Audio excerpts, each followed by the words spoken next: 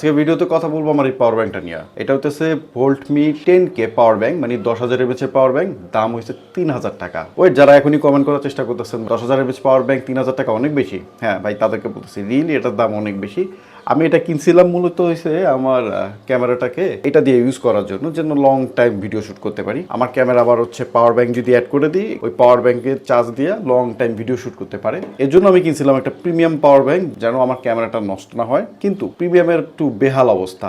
বেহাল অবস্থা বলতে দেখতে পাচ্ছেন যে এইটা 1 মাস ইউজে এত পরিমাণ স্ক্র্যাচ পড়ছে। এখন দেখা মনে হচ্ছে এটা অনেক আগের ফালানো জিনিস। তো যাই হোক, এটা কিন্তু দেখতে যত সুন্দর, যেরকম স্লিম, তার থেকে বড় হইতেছে এটার ব্যাটারি পারফরমেন্স অনেক ভালো। 10,000 এমএএচ 6,000 পর্যন্ত পাওয়া যায়।